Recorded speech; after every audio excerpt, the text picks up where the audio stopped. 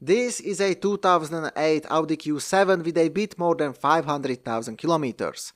It's equipped with a 3-liter V6 diesel engine, mated to a 6-speed automatic gearbox. Before I mention the issues I had with this car, I will mention the things which were replaced by the previous owners. So, all the front suspension control arms, the residual pressure valves on the front air struts. In 2012 both the variable intake manifolds were replaced with the actuators. In 2015 the air suspension air compressor. In the same year the front middle windshield wiper arm was replaced. In 2017 they replaced the engine ECU. At 450,000 kilometers the high pressure fuel pump said goodbye, so the high pressure fuel pump and all the injectors had to be replaced. At around this mileage the turbocharger was replaced as well. Some O-rings for the coolant system located between the cylinder heads were replaced too, and the O2 sensor was replaced as well. This is the whole list of things which I know about. Obviously, I don't think that the car still has the original water pump or the original alternator, so I suppose that these things together with the accessory belt pulleys were also replaced in the past. But other than this and regular maintenance items, all the parts in this car are still the original parts from 2008. Now the issues I encountered during the approximately 1 year I had this car. First of all, I had to do something with the battery draining, since after 2 days the battery was completely gone. Terminated. In my used car review about this Q7, I mentioned that the keyless entry door handles can drain the battery. But remember that the faulty keyless entry handles can drain the battery as well. This was the first thing which came to my mind when the owner mentioned the battery draining. And since the small black buttons on these door handles which lock the car are not working, I was almost certain that the issue are the handles. And I was right.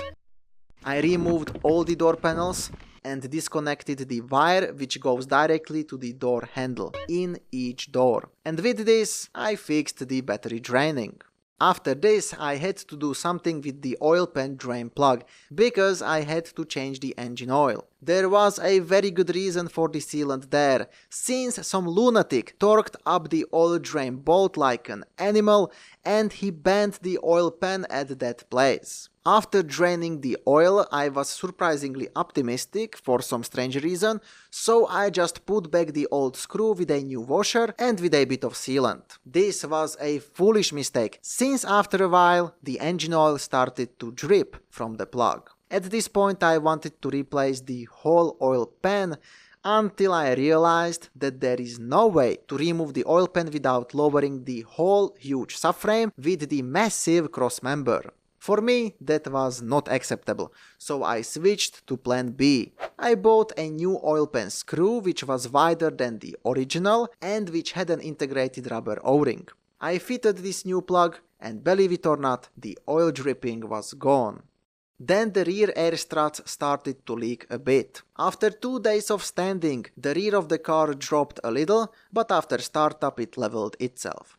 This was a clear sign of leaking rear air struts, so I decided to replace them. Soon I found used air struts for 200 euros a piece, so I bought them.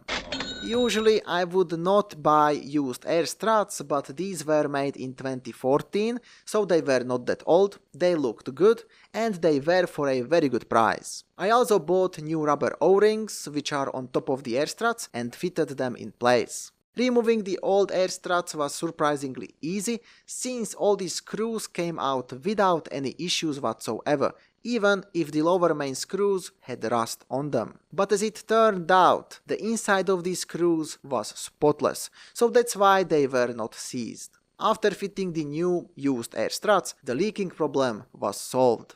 Next, a slight coolant leak appeared between the cylinder heads. This was caused by this thin plastic coolant pipe, which cracked in this area. I bought a new genuine pipe which was very cheap, and after an easy replacement, this issue was solved too. After this, the beautiful check engine light came on. The OBD scanner showed this fault code, which is related to the intake manifold flap actuator motor.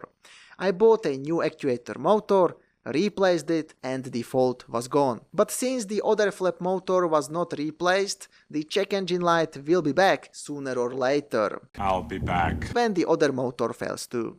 The last issue I got was the suspension warning light which came on. This was caused by the weak and worn out air suspension air compressor, which was pretty loud as well.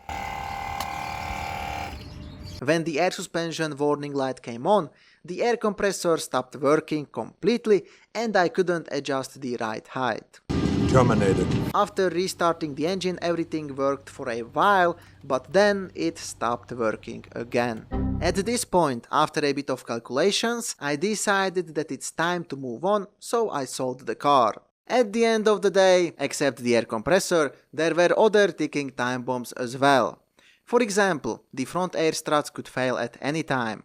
The crankshaft pulley looked rusty and worn, so that could fall apart at any time too. The timing chain was never changed, the oil leak at the rear of the engine was also present, and let's not forget about the worn torque converter. The timing chain was sometimes rattling a bit at cold start, other times not. But nevertheless, we can all agree that at 500,000 kilometers it's more than time to replace it even preventively.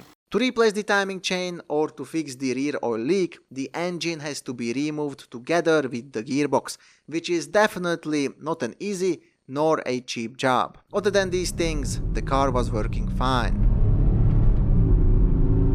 For more information about this Q7, check out the complete detailed review about this particular car, or check out the used car review of this Q7, or visit my website for all the information about it in one place.